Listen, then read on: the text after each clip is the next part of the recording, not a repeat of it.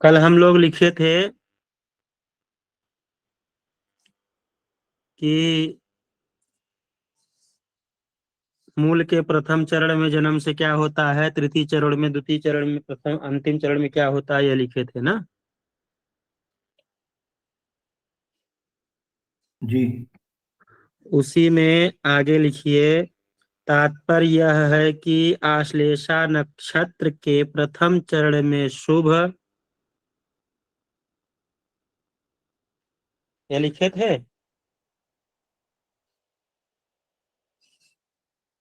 विशेष की हेडिंग लिखवाए थे ना हम आप लोगों को। मुझे विशेष लिख के छोड़ दिया था। हाँ, तो वही विशेष में लिखिए।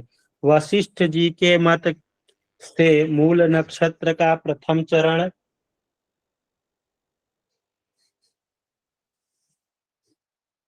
वशिष्ठ जी के मत से मूल नक्षत्र का प्रथम चरण रात में पड़ने से पिता को दोष नहीं लगता।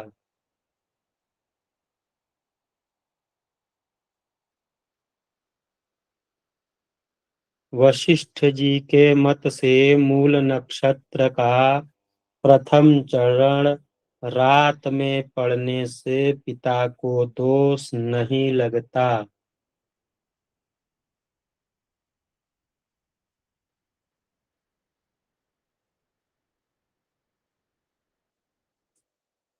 तथा दूसरा चरण दिन में पड़ने से माता को दोष नहीं लगता। प्रथम चरण रात्रि में पड़े तो पिता को दोष नहीं लगता। द्वितीय चरण दिन में पड़े तो माता को दोष नहीं लगता।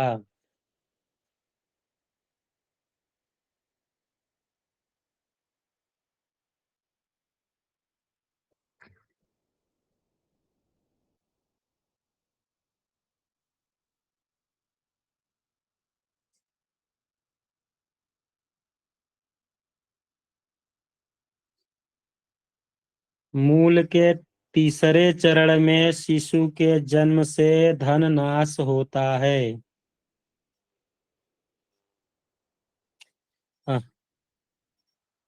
ग्रंथा तीसरा चरण का मत लिखिएगा। ग्रंथांतर में संपूर्ण मूल नक्षत्र का वृक्ष,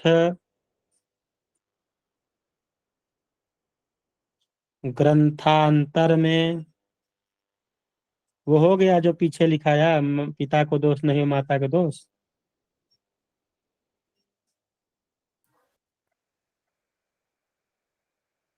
अच्छा ठीक, तब आगे लिखिए। ग्रंथांतर में संपूर्ण मूल नक्षत्र को वृक्ष के रूप में मानकर,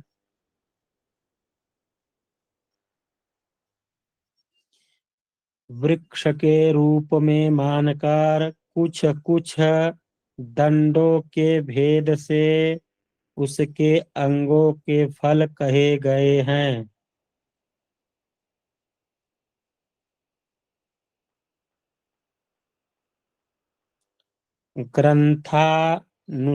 ग्रंथांतर में संपूर्ण नक्षत्र को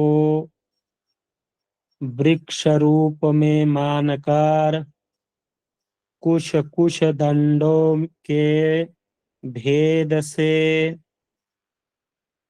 उसके अंगों के फल कहे गए हैं।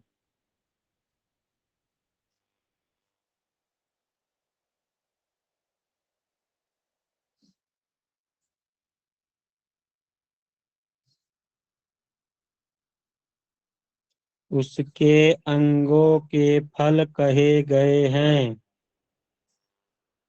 मूल के 8 भाग हो, मूल वृक्ष के 8 भाग हैं। मूल वृक्ष के 8 भाग हैं।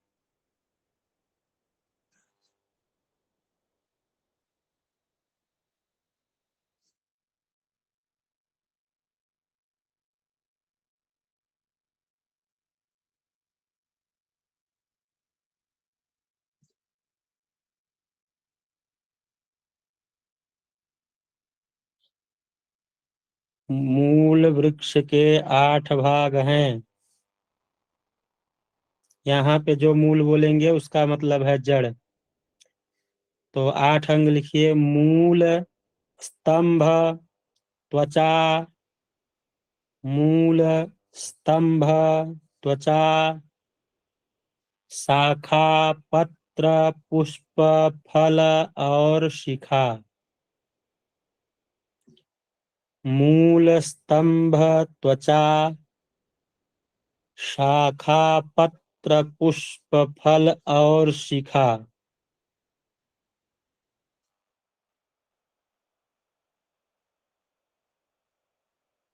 मूल, स्तंभ, त्वचा, शाखा, पत्र, पुष्प, फल और शिखा।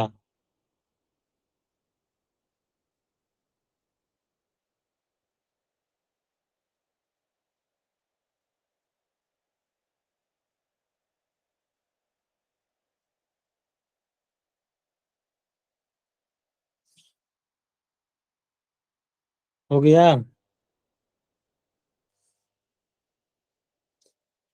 यहाँ मूल नक्षत्र का मान 60 घटी को 24 घंटा मानकर निर्दिष्ट अंकों के क्रमशः। यहाँ मूल नक्षत्र मान 60 घटी को 24 घंटा मानकर निर्दिष्ट अंगों के क्रमशः, जो क्रम में आप लोग लिखे हैं मूल, स्तंभ, त्वचा, वैसे ही यह क्रम में वह घंटा भी आपको लिखना है।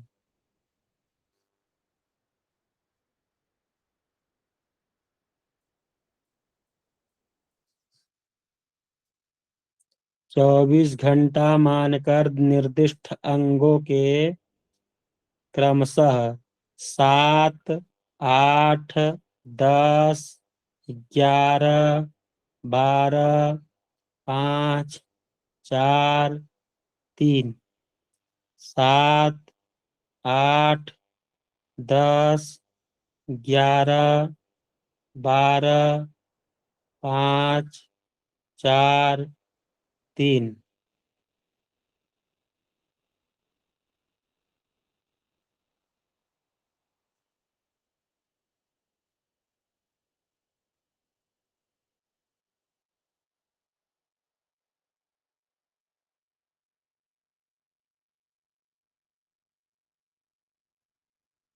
घटियां शुभाशुभ फल देती हैं।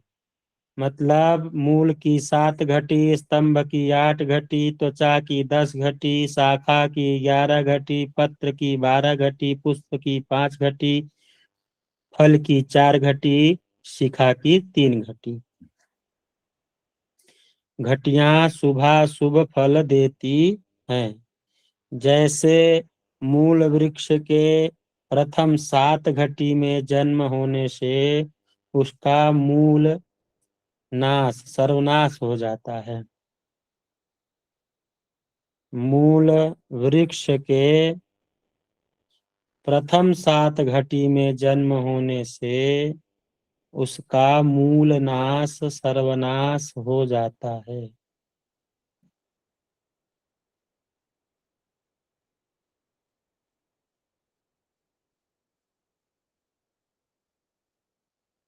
प्रथम 7 घटी में जन्म होने से उसके मूल का नाश 8 घटी से 15 घटी, 8 घटी से 15 घटी तक उसके वंश, कुल का नाश, उसके वंश,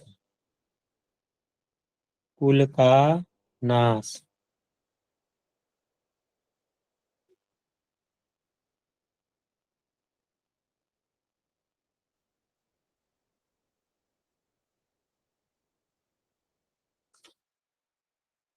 16 में 10 करेंगे तो 16 से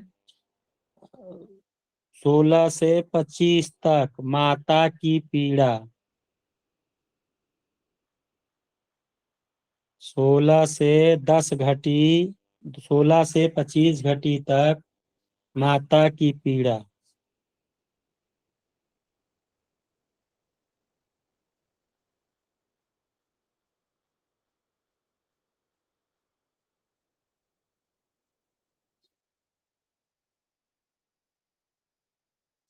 26 से 36 घटी तक मामा को कष्ट।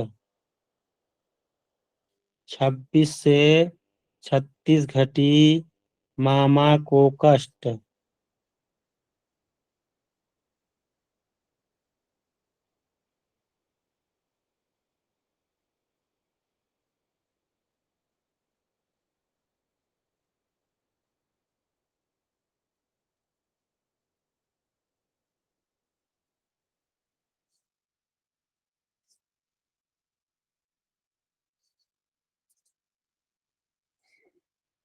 इस प्रकार प्रथम घटी से 36 घटी तक अशुभ फलदायक होते हैं।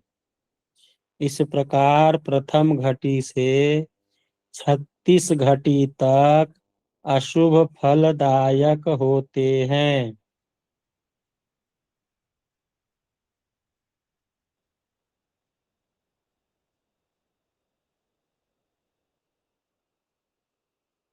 इस प्रकार प्रथम घटी से 36 घटी तक अशुभ फलदायक होते हैं।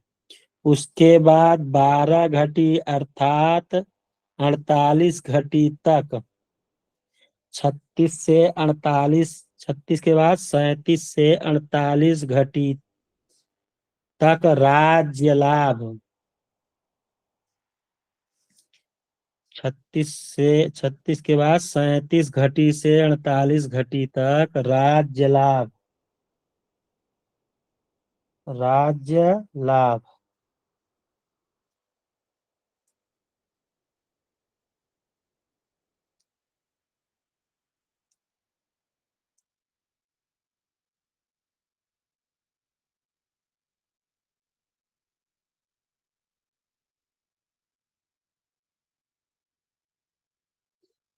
उसके बाद 5 घटी यानी 53 घटी तक मंत्रित्व लाभ।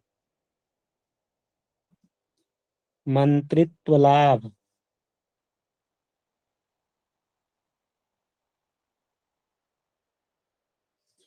5 घटी यानी मंत्रित्व लाभ।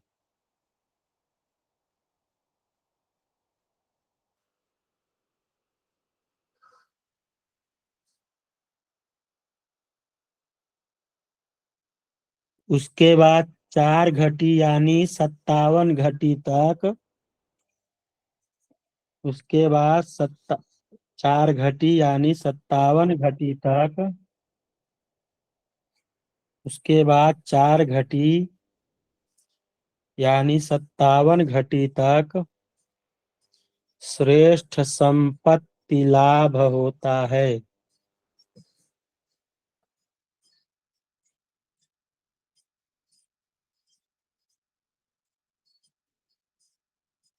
श्रेष्ठ संपत्ति लाभ होता है।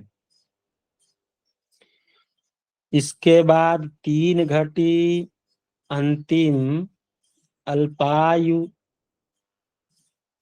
अल्पायुष्य कारक होते हैं। अल्पायुष्य कारक होते हैं।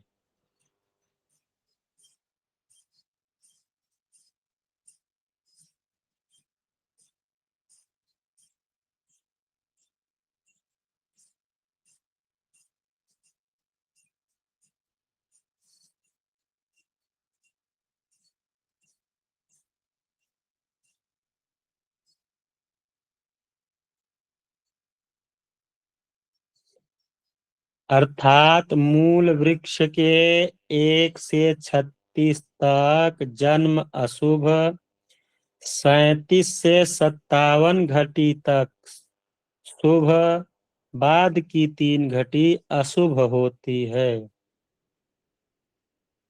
अर्थात मूल वृक्ष के 1 से 36 घटी तक जन्म अशुभ, 37 से 57 घटी तक शुभ, उसके बाद 3 घटी अशुभ।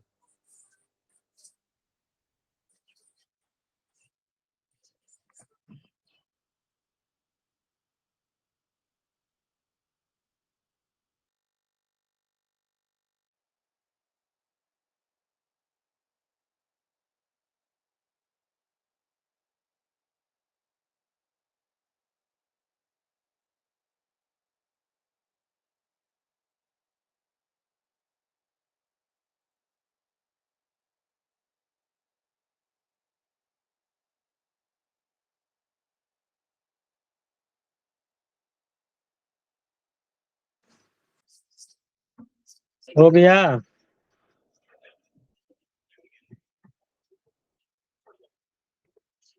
इस प्रकार कन्या जन्म में मूलांग विभाग फल, इसी प्रकार कन्या जन्म में मूलांग विभाग फल तथा आश्लेषा नक्षत्र में उत्पन्न बालक बालिका का फल विस्तार भय से नहीं किया जा रहा है।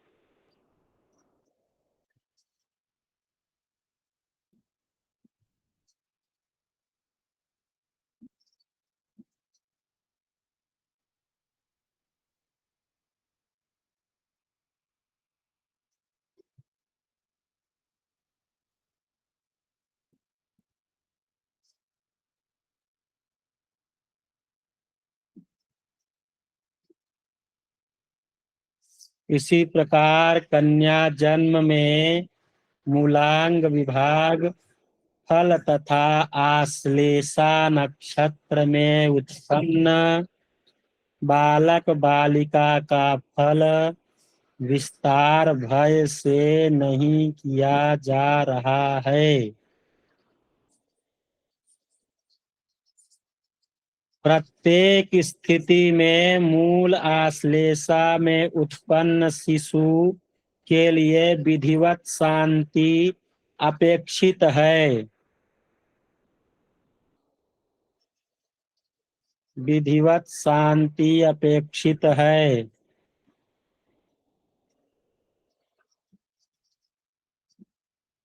प्रत्येक स्थिति में मूल आश्लेषा नक्षत्र में उत्पन्न शिशु के लिए विधिवत शांति अपेक्षित है।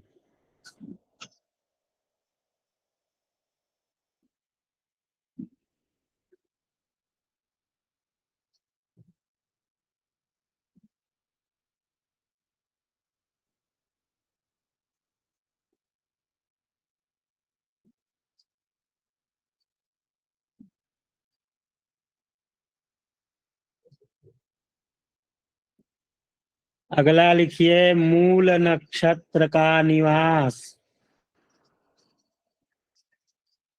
मूल नक्षत्र का निवास।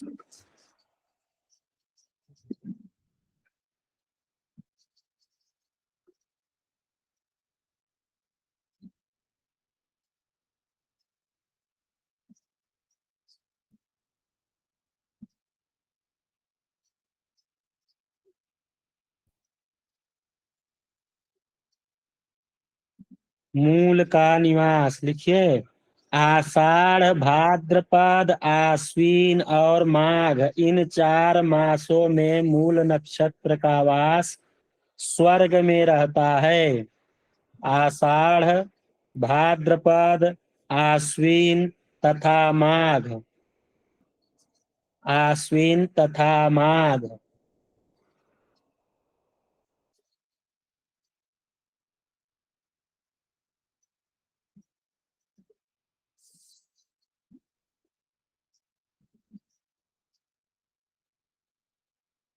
आषाढ़ भाद्रपद आश्विन तथा माघ, इन 4 मासों में मूल नक्षत्र का वास स्वर्ग में रहता है।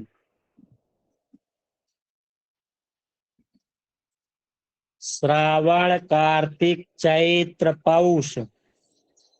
श्रावण कार्तिक चैत्र पौष, इन 4 मासों में मूल नक्षत्र का वास पृथ्वी पर रहता है।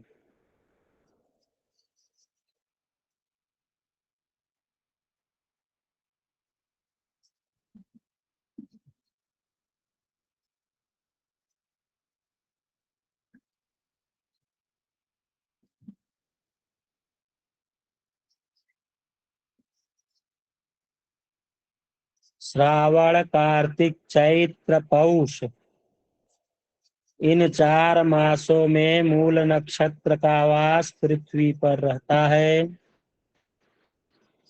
फाल्गुन, अग्रहण, अग्रहण मतलब मार्गशीर्ष, अगहन, वैशाख और ज्येष्ठ। फाल्गुन, अग्रहण, वैशाख और ज्येष्ठ, इन 4 मासों में मूल नक्षत्र का वास पाताल में रहता है। मूल नक्षत्र का वास पाताल में रहता है।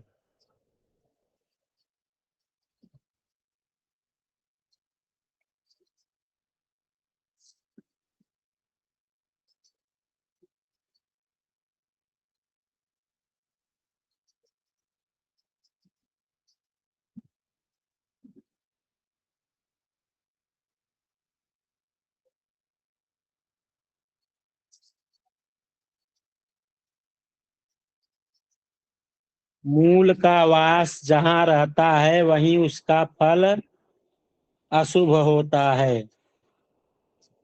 मूल का वास जहाँ होता है वहीं अशुभ होता है।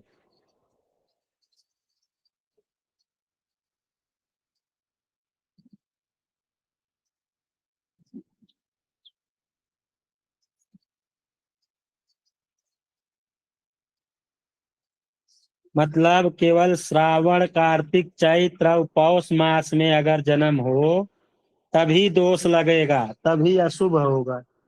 बाकी 8 महीने में जन्म हो जाए तो अशुभ 4 महीने स्वर्ग के लिए होगा, 4 महीने पाताल के लिए होगा।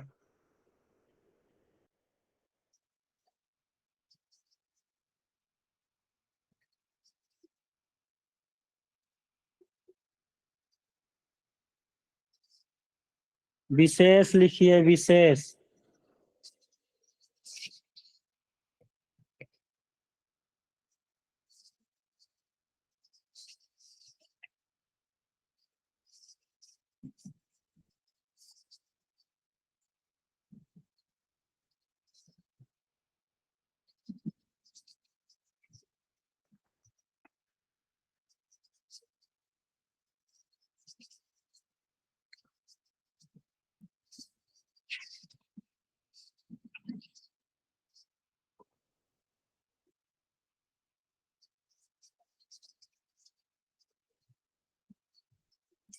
इन श्लोकों से सिद्ध होता है कि मूल का वास पृथ्वी पर होने से,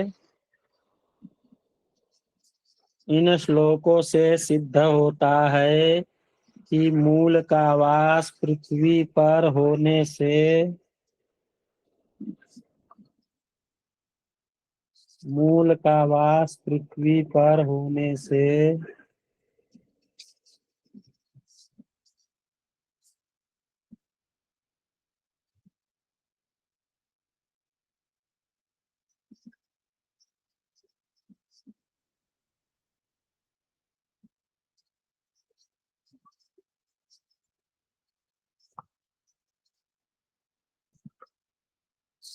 मूल का वास पृथ्वी पर होने के मासों श्रावण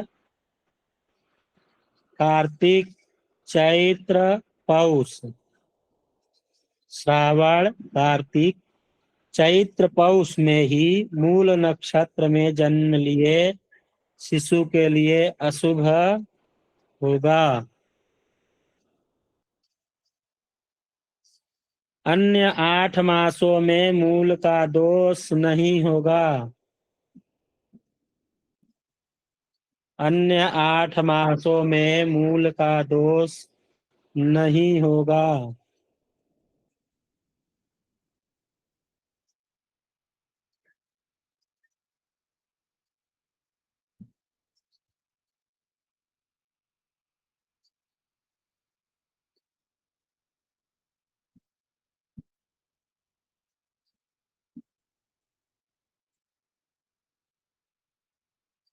अतः श्रावण कार्तिक चैत्र पौष मासों में उत्पन्न शिशु के लिए मूल शांति विशेष रूप से करनी चाहिए।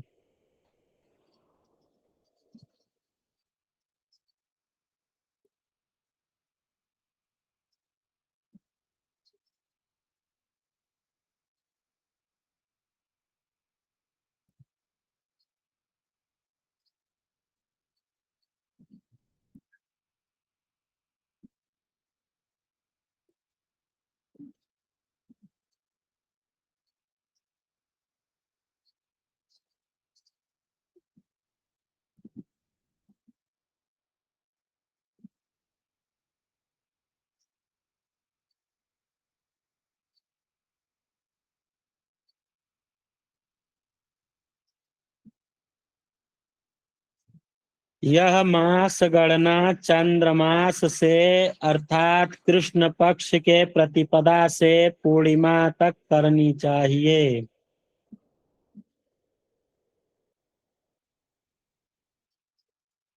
यह मास गणना चंद्रमास से कृष्ण पक्ष के प्रतिपदा से पूर्णिमा तक करनी चाहिए।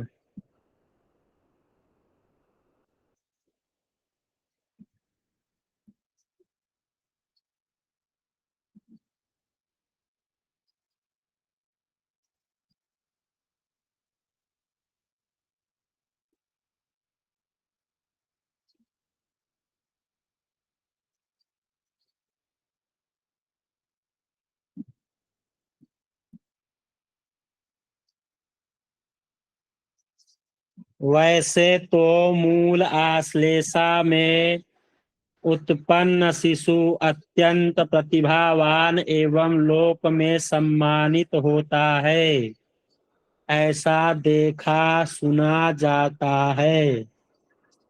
वैसे तो मूल आश्लेषा में उत्पन्न शिशु अत्यंत प्रतिभावान एवं लोक में सम्मानित होता है, ऐसा देखा सुना जाता है। वैसे तो मूल आश्लेषा में उत्पन्न शिशु अत्यंत प्रतिभावान एवं लोक में सम्मानित होता है, ऐसा देखा सुना जाता है।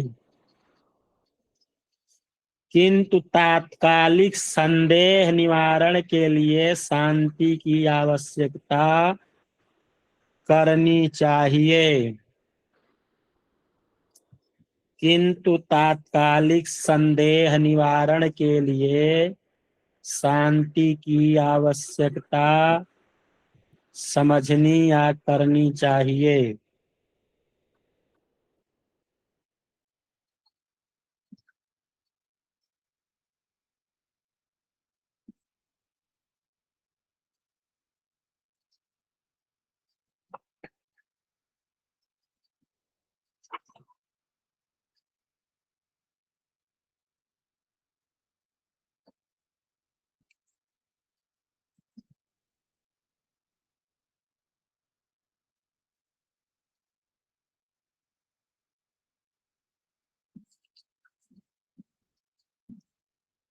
ये जो चक्र है, 3 चक्र है, मैं ये आप लोगों को व्हाट्सएप में डाल दूंगा, वो आप लोग लिख लीजिएगा।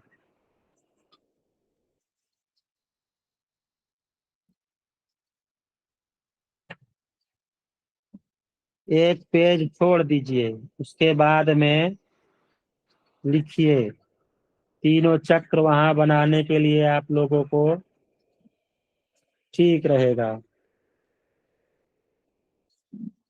अब लिखिए, संतान के जन्म समय, जनता संतान के जन्म में निंदित समय।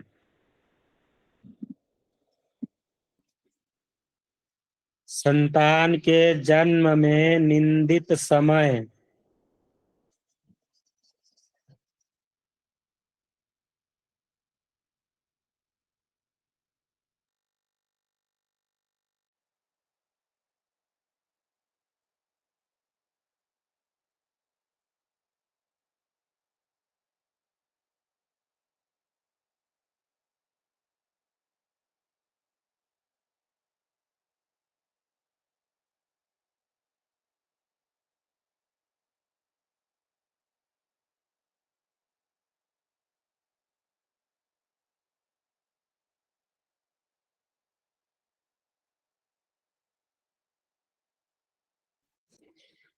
लिखिए, गंडांत।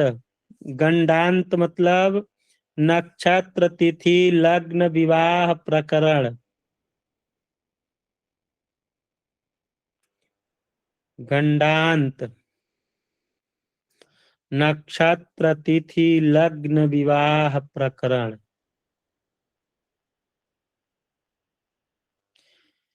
ज्येष्ठा नक्षत्र में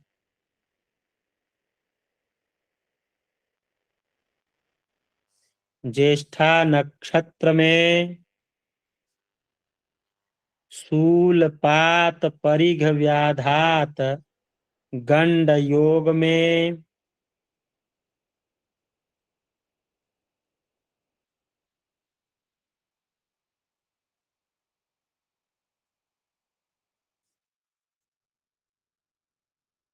शूलपात परिघ व्याधात गंड योग में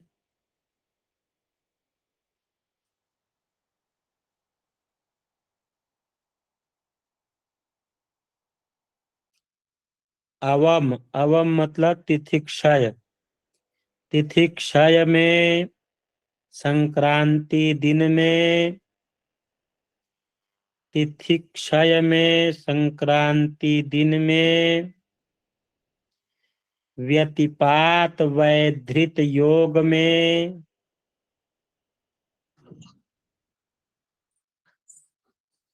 व्यतिपात वैधृत योग में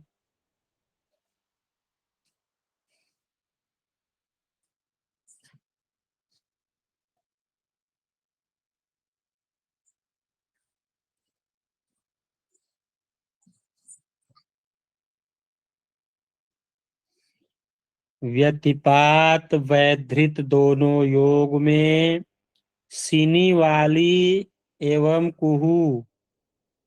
सिनी वाली एवं कुहू दोनों अमावस में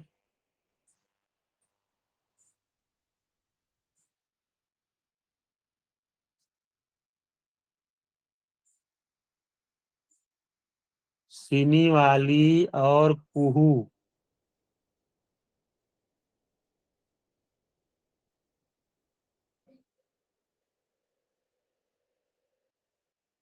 दोनों अमावस में वज्र योग में वज्र योग में कृष्ण पक्ष की चतुर्दशी तिथि में कृष्ण पक्ष की चतुर्दशी तिथि में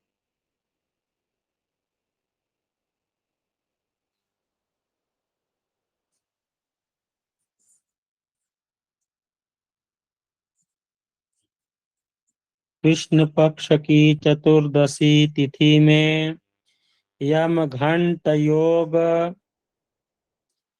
यम घंट योग मतलब मघा विशाखा आर्द्रा मूल कृतिका रोहिणी हस्त रविवार से क्रमशः नक्षत्र। मघा, विशाखा, आर्द्रा, मूल, कृत्तिका, रोहिणी, हस्त।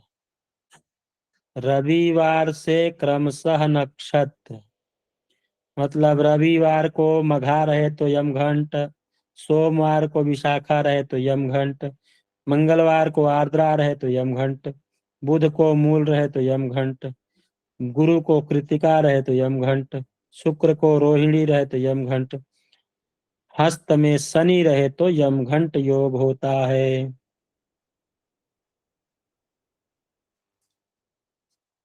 यमघंट योग में, दग्ध योग में, दग्ध योग में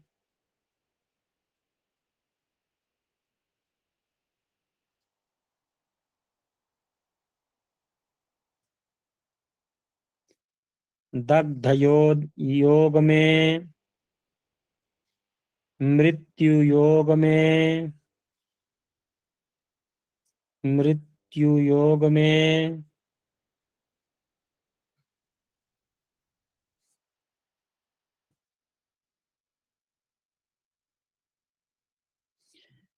मृत्यु योग में, भद्रा में, सहोदर बड़े भाई बहन के जन्म में, सहोदर बड़े भाई बहन के जन्म नक्षत्र में,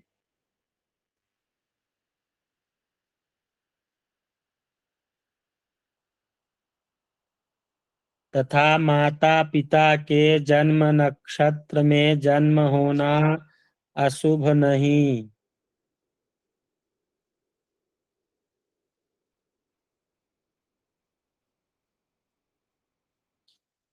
तथा माता पिता के जन्म नक्षत्र में जन्म होना शुभ नहीं।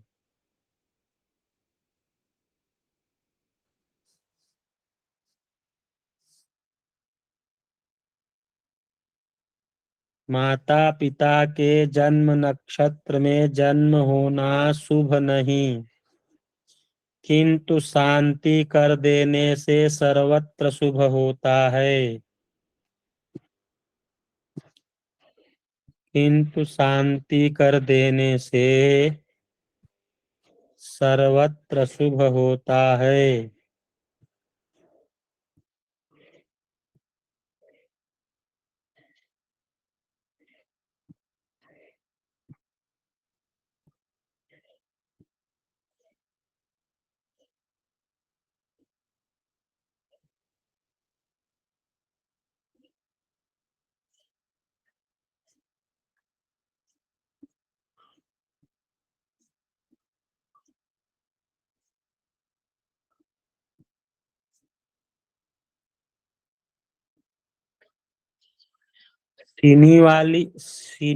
वाली और कुहू नक्षत्र, कुहू अमावस्या किसे कहते हैं वह लिख लीजिए।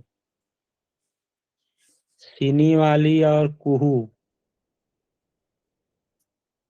विशेष में, जिस अमावस्या में चंद्रमा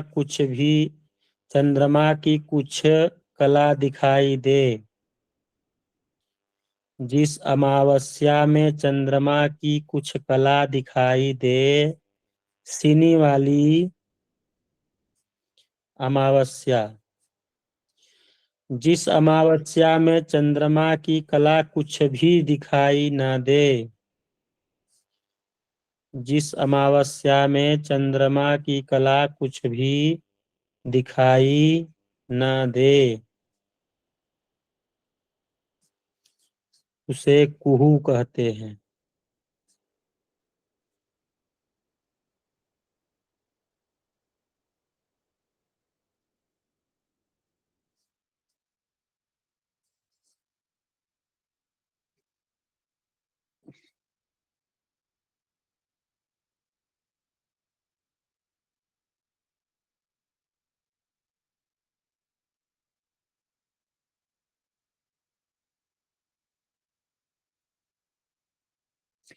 अगली हेडिंग लिख लीजिए, अश्विनी आदि नक्षत्रों के तारे। किस नक्षत्र के कितने तारे हैं उसके बारे में रिकॉर्डिंग बंद कर दीजिए। अश्विनी आदि नक्षत्रों के तारे।